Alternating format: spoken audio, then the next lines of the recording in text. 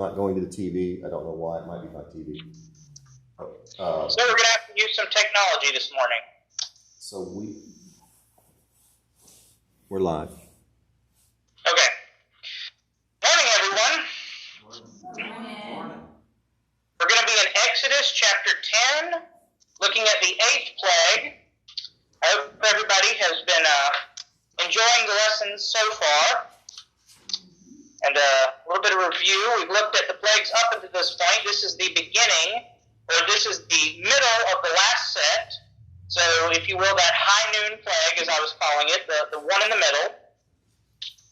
The 8th plague is the plague of locusts.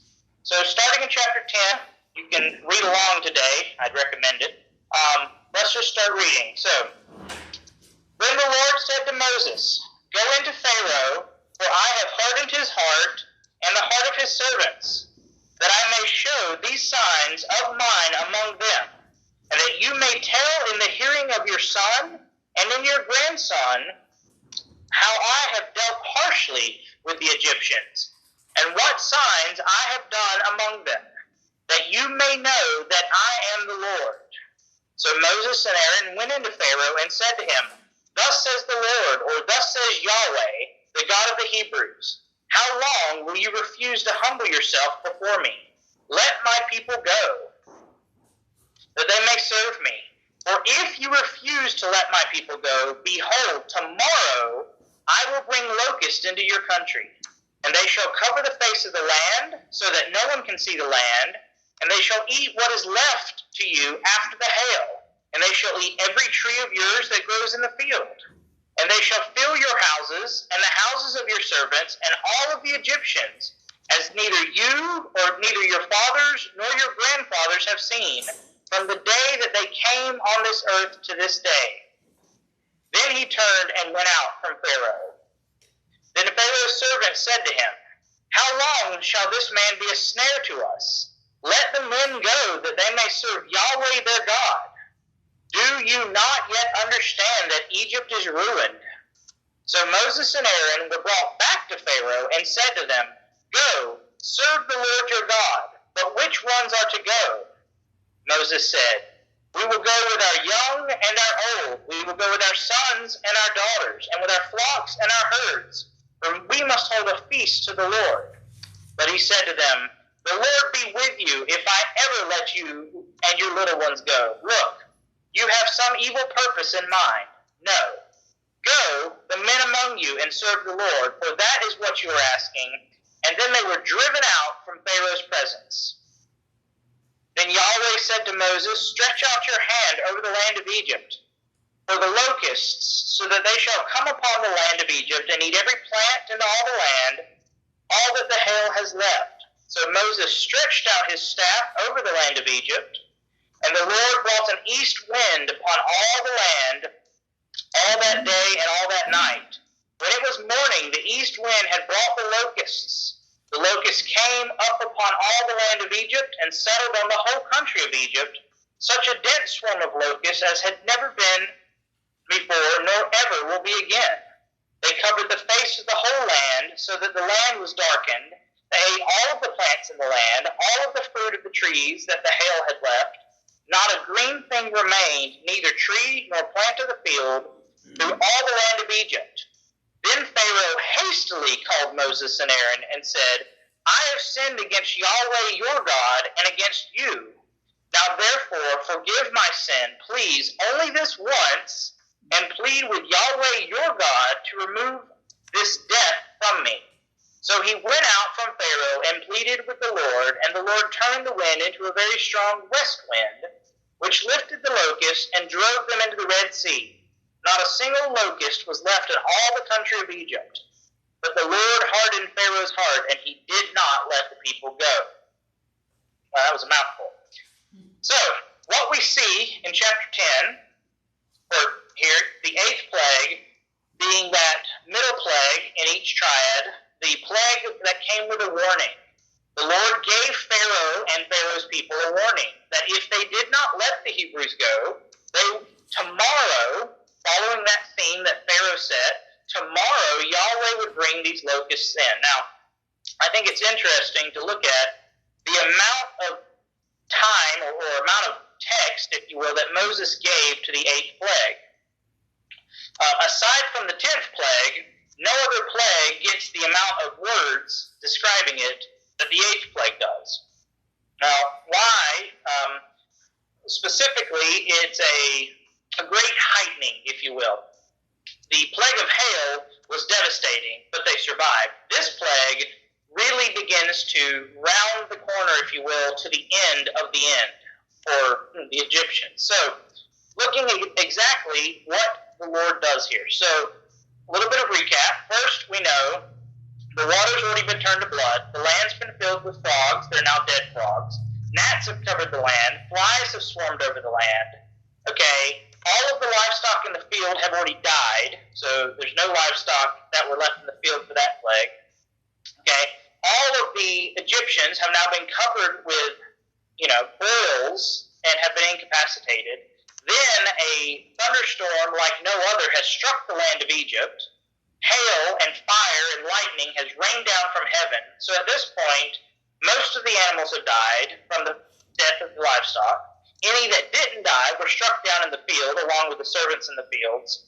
All of the plants up until this point that had sprouted were struck by hail, and any trees that remained were already damaged. So the economy, the animals, the plants, the water, the fish in the Nile, all of these points of economy have been struck.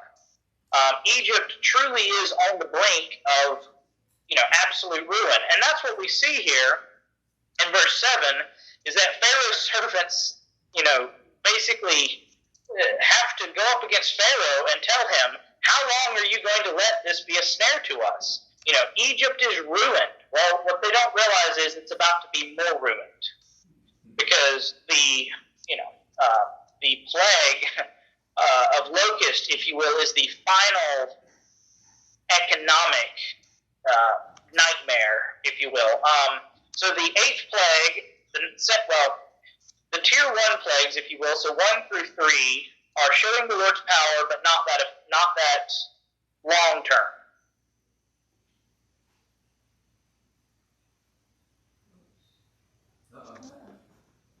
Just plagues 4 through 6, strengthening the Lord, beginning to have a longer term effect.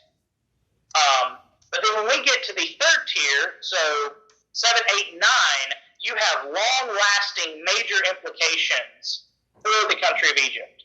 The Lord has continuously been, heightening the danger level, if you will, heightening the effect.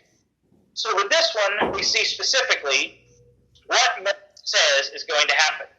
He doesn't just tell them locusts are going to come upon the land. He tells them locusts are going to come upon the land and what exactly they're going to do. First off, in verse 14, we're told that it will be a swarm that will cover the entirety of the land, like they, nor their fathers, nor their grandfathers have ever seen. And we're told in verse 15 that they covered the whole face of the land so that the land was darkened. They ate all the plants in the land and all the fruit of the trees that the hail had left. Not a green thing remained, neither tree nor plant of the field through all the land of Egypt. Now, I want to look back just a little bit at the 7th plague, the plague of hail. Let's see here. Because if you remember, let's see here. Trying to find the verse. Okay, so in verse 30 of chapter 9, we see regarding the plague of hail, but as for you and your servants, I know that you do not fear the Lord. The flax and barley were struck down, for the barley was in ear, and the flax was in bud, but the wheat and the emmer were not struck down, for they were late in coming up. So we know that the last plague took out half of the main crops, but still left a second wave of crops, if you will, in the ground because they hadn't yet sprouted. So while we do not know how much time elapsed between plague number 7 and plague number 8, we do know that in plague number 7 that they hadn't sprouted yet, but that the 2 crops that were grown were nearing the end of their harvest cycle. So when the 8th plague comes around, and it says specifically, I believe, that it's there to eat every green thing, well, I I believe it's indicating there that wheat and emmer crops have now sprouted, because when wheat comes up, it's a beautiful verdant green field. So there's been at least enough time there that the economic, parachute, if you will, left through the plague of hail is about to be wiped out as well. Not only have the livestock now died, the crops now been struck, all the trees are taken down, so the pomegranates, the date palms, the bananas, all the other things they were growing. But now we see that this plague of locusts is coming in, so it's not only going to eat the trees, which is left, eat all the fruit, but also is going to consume the grain that has now sprouted. So, verse 15, back in chapter 10, they covered the face of the whole land, so that the land was darkened. I think that's, again, prelude to what's about to happen. If you want to picture the 10 plagues as a light scale, it goes from light to darkest. You say, well, the 9th plague is total darkness. Yes, but the death of the firstborn is even darker than total darkness. So you see that, reduction from the prime of Egypt to the ruin of Egypt throughout the plagues. And each one sort of has a hint of that. And they ate all the plants in the land and all the fruit of the trees that the hail had left. Not a green thing remained, neither tree nor plant of the field throughout all the land of Egypt. And then in verse 16, we see this is the first time that Pharaoh responds this way. Pharaoh hastily called Moses and Aaron, I have sinned against Yahweh your God and against you. So this is a transition there. At this point, we see, one, Pharaoh wasted no time to call back in the prophet of Yahweh, Moses and Aaron. We also see that he's now addressing the fact that he has sinned against Moses and Aaron, because effectively he insults them and kicks them out after the last plague. Is effectively what happened. So the very thing that Yahweh predicted and told Moses would come to pass, that Moses would be as God and Aaron his prophet to Pharaoh, is being fulfilled in this verse. Pharaoh at this point is beginning to revere Moses as God, or as God's direct representative. We see that because now he's addressing Moses, I have sinned against you, and he's asking Moses, please forgive my sin only this once, and plead with the Lord. So that elevation of Moses in Pharaoh's eyes that Yahweh promised would happen is now happening. So, and then I think in verse 17, even though this is happening, we still see the hardness of Pharaoh's heart on the flip side of the coin, because he says, now, therefore, please forgive my sins, please only this once, and plead with the Lord your God to remove this debt from me. So even though he's hastily pleading with Moses and Aaron, he's still to the point of, only this once more, give me one more favor. He's still bargaining with the Lord, if you will. So he went out from Pharaoh and pleaded with Yahweh, and the Lord turned the wind into a very strong west wind, which lifted the locust and drove them into the Red Sea. Not a single locust was left in all the country of Egypt, but the Lord hardened Pharaoh's heart, and he did not let the people of Israel go. So the very thing as well that the Lord has already prophesied would happen, that Pharaoh's heart would be hardened, continues to happen. But I think we also see a precursor here in that Pharaoh calls the locust a death upon him. But then the wind changes and all the locusts are driven into the sea so that not one remains in the land of Egypt. I think there's actually a little bit of parallel and symbology going on there, that in the not too distant future, the true death in the land of Egypt, i.e. the armies of Pharaoh and the oppressive forces, will themselves be driven into the sea, all to die, and none be left in the land of Egypt.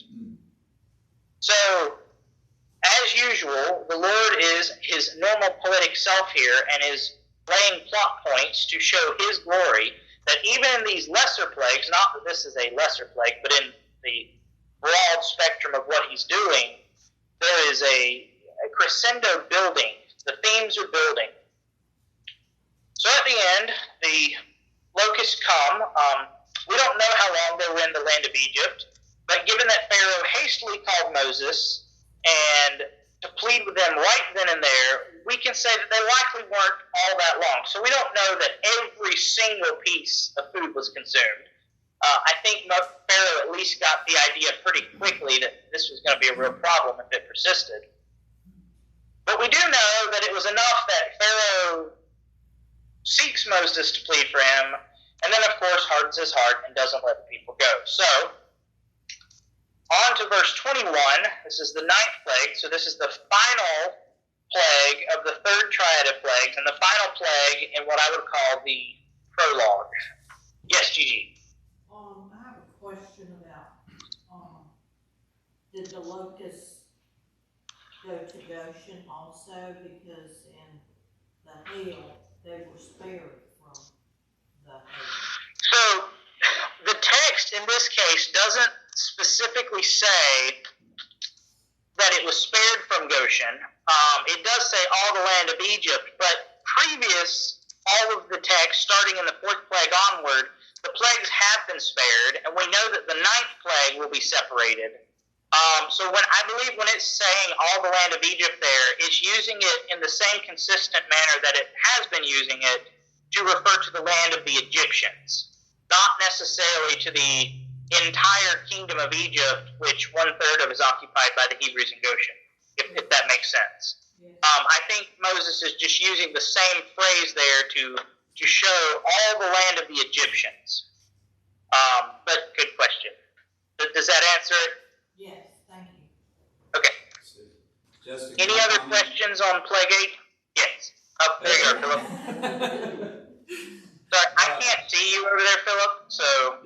Yeah, I'm raising my hand. I don't know. I mean, I'm out of the camera here, but anyway. No, so I think that's a valid reading of the text, and you may be, you're probably right. I was just thinking, on the other hand, if there wasn't a distinction, and the locusts did indeed devour all the plant life in Goshen, the Israelites are about to be gone from there anyway, and just in a few days they're going to be going out.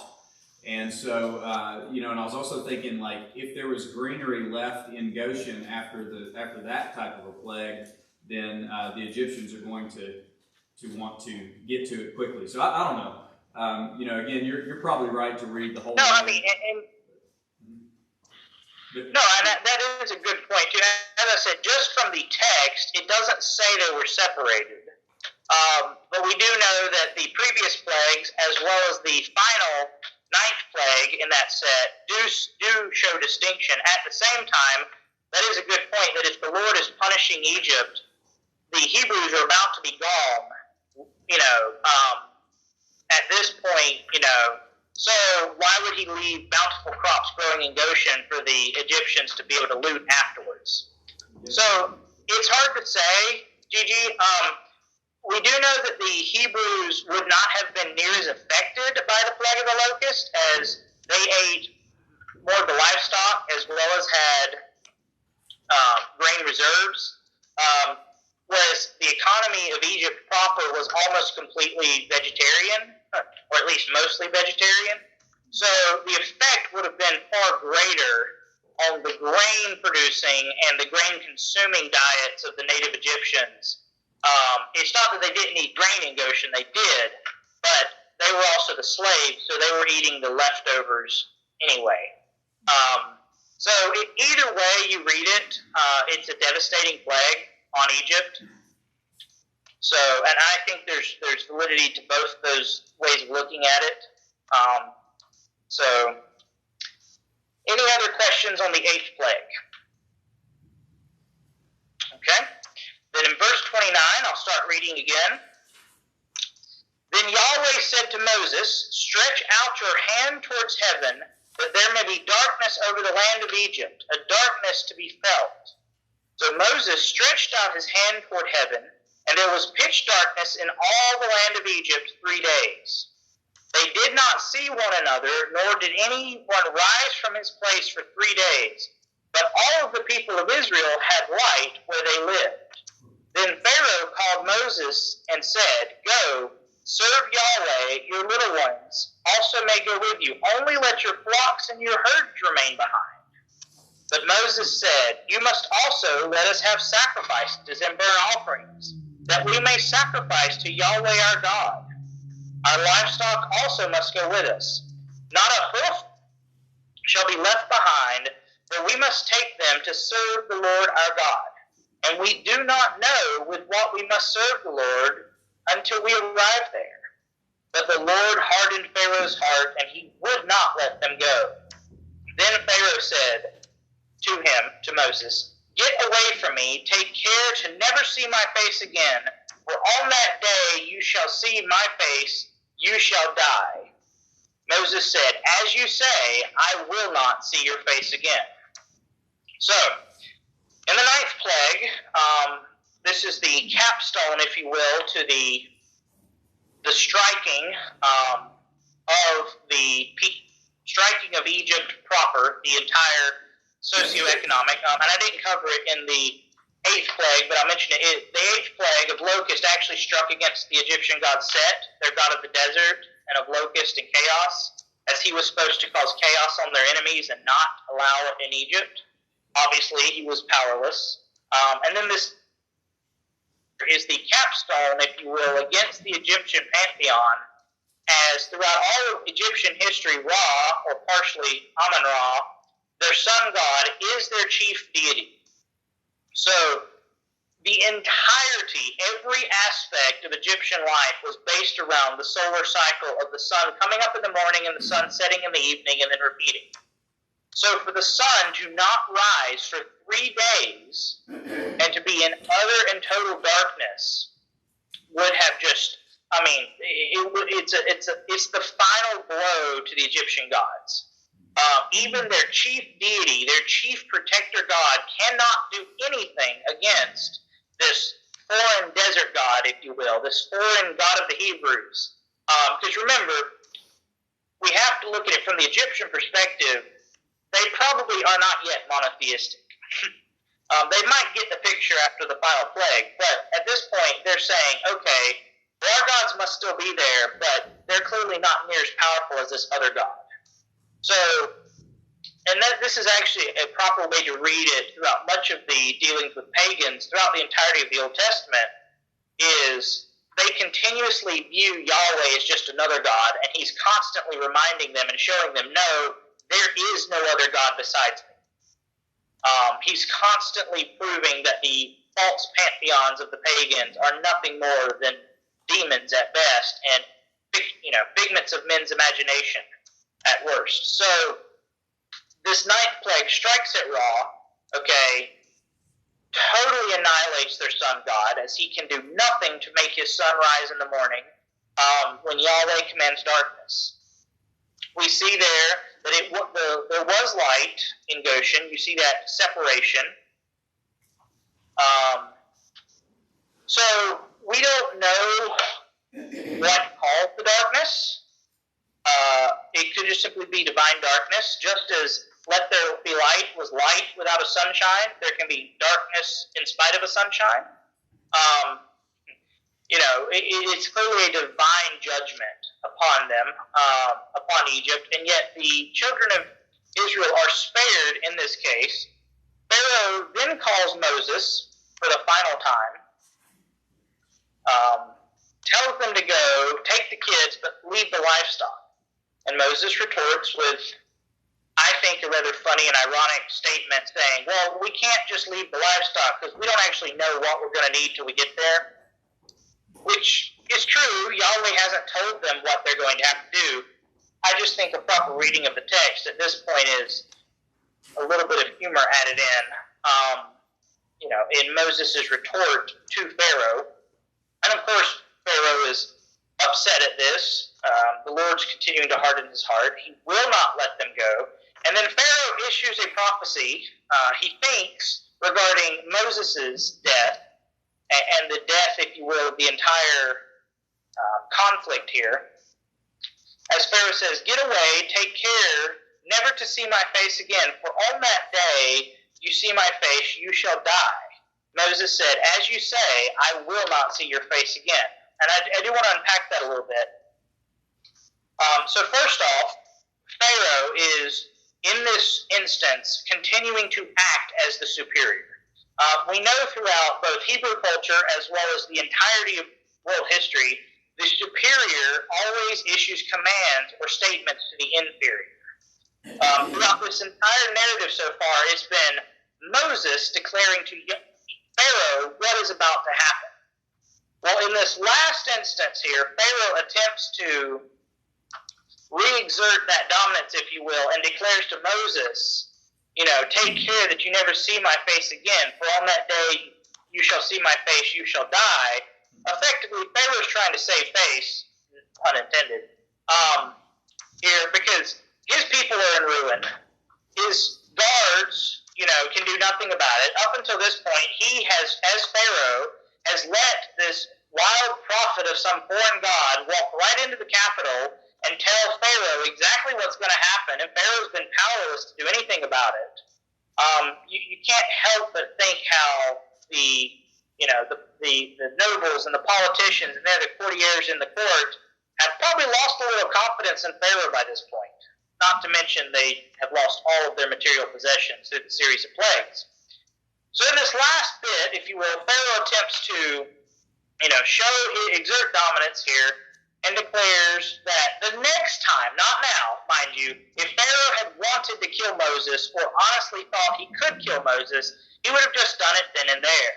Moses is standing in front of him. Why wait for another plague? Except for that Pharaoh can't kill Moses and was afraid to kill Moses and couldn't kill Moses. So instead he simply threatens, the next time you see my face, you shall die. Now, that's the first part of that, is that the human interaction there. But actually, Pharaoh is in a reverse form of symbology, if you will. Think back to how, when we first started this, I mentioned that the entire narrative is a fight of the house of Yahweh versus the house of Pharaoh. Okay, so Yahweh is the invading, conquering Lord, taking the possession of the Israelites from Pharaoh's hand. It goes hand in hand, again, pun intended, with the serve worship verb that we see used throughout the text. Okay, so if we think forward to Deuteronomy, we actually get the Aaronic blessing later on, where the Lord declares, "May my face shine upon you, and be gracious to you," declaring life. Well, in this case, you actually have Pharaoh in the opposing position declaring a malediction upon Moses. Okay, and it's interesting to see how the wording there actually is almost a reversal. Get away from me, so instead of drawing near, get away. Take care to never see my face, for on the day you shall see it, you shall die. So Pharaoh is, without realizing that would be the case, playing the final card and solidifying his identity as the opposition in this narrative. It's almost like how often the Lord, to show his glory, sets up an enemy, if you will, or allows a king to rise and allows them to have false pretenses, only for the Lord's truth to come in and completely shadow that false pretense. You see it later on with Nebuchadnezzar and the greatness there, and yet the Lord humbles him and turns him to an animal for 7 years. So it's the same idea here that Pharaoh is attempting to pronounce a malediction or a curse, which is a position the greater must do to the lesser, and in a sense he's still claiming that divine right of Pharaoh. There's still an aspect of the belief there that Pharaoh is the divine incarnate son of Ra in Egypt as the divine ruler. And yet Moses responds, "As you say, I will not see your face again." So Moses is basically ignoring the first part and retorting to Pharaoh that, "As you have declared, I will not see you again." Now, I don't know, as the text doesn't tell us, but if you were a politician and a noble in the court, I don't know that statement would actually strike you with joy. Because while Moses has been bringing plagues upon the people, He's also the only thing that has alleviated each of the plagues. So, either if you were an Egyptian, you either want Pharaoh to actually kill this annoying prophet of some foreign god, or you want Pharaoh to capitulate and give in to this prophet, therefore to stop the burdens. But the last thing you actually want is for this prophet to walk out unfettered and unhindered, free to levy another plague upon your people, and then have him declare that I will never see you again. This actually is a very foreboding and ominous final words from Moses here. And it actually, I think, properly would have struck terror into the people hearing it. Because up until this point, Moses has been there to provide relief, even though Moses is bringing forth the judgment on behalf of Yahweh. So at this point, he's declaring no more of that, no more mercy. The point of mediation is cut off. And I think it's important to stress that just as the Exodus is a microcosm of what happens in the full divine narrative of redemption, there will come a point where mediation is cut off and there only remains divine judgment. Just as there was for the Egyptians, there will be one day for all of the pagans and all the unbelievers out there that are hardening their heart against Yahweh. Up until this point, there's been 9 points of, preliminary judgment and preliminary mercy. This back and forth, judgment, mercy cycle. 3 different sets, each heightening, each trying, the Lord's giving a bigger case, if you will, a greater case for belief, and the Egyptians continue to harden their hearts. And at this point, Pharaoh says, or Moses says to Pharaoh, you will not see me again. And I think it brings to mind the idea there,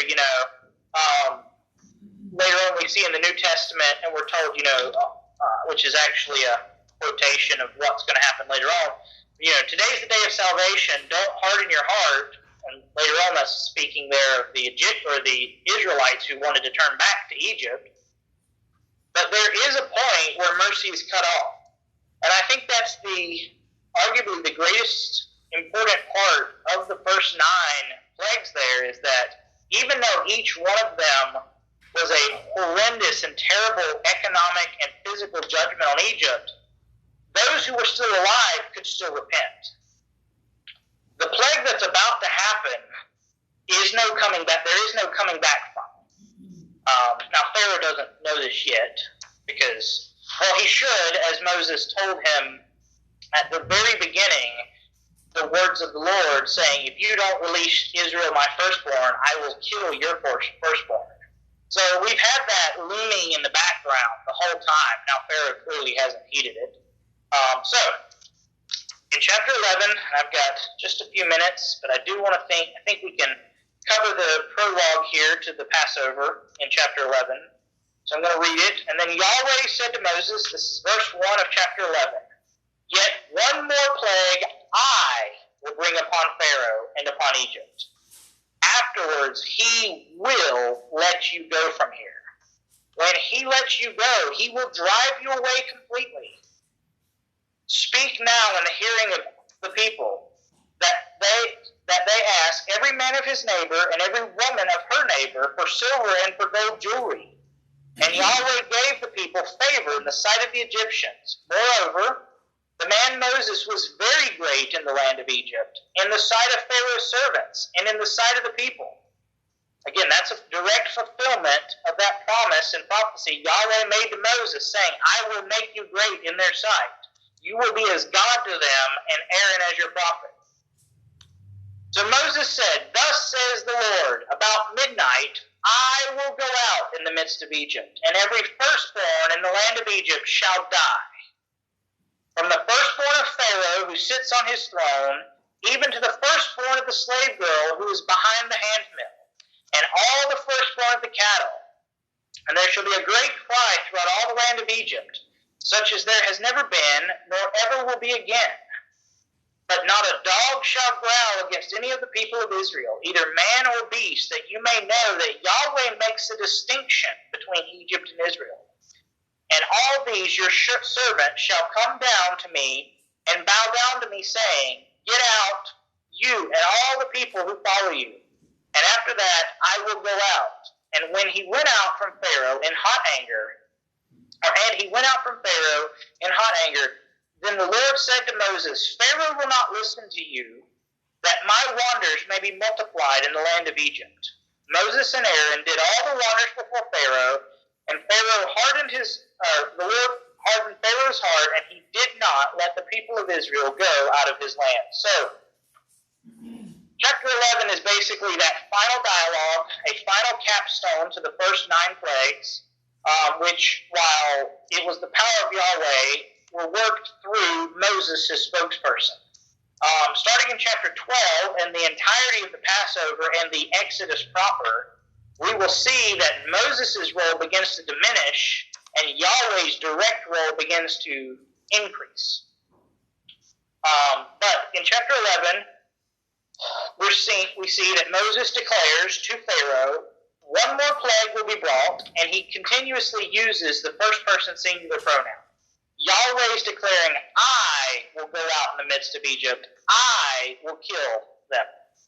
So let it be clear to all who hear, this isn't Moses inflicting this plague. This is none other than the same God who has spoken to Moses and who has brought by Moses these other plagues. Okay, so, and we'll see this starting probably next week when we start to work through the Passover and the actual account there. It is the Lord himself bringing judgment of his presence. And mind you, this is the presence without mediation. The presence of the Lord without proper mediation is only judgment to sinful man.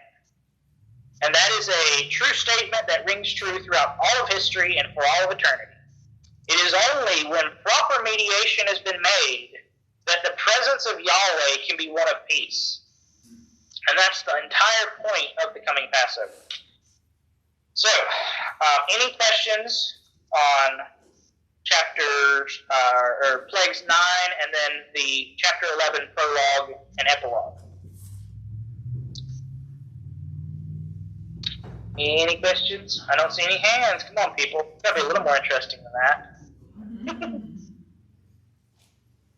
If not, well, I'll probably have you hand it off, and you can close my digital self down and go get some more coffee. Because I know what's on all of your minds. Thank So, you. Thank you, Justin. Thanks. See you. I'll be back next week.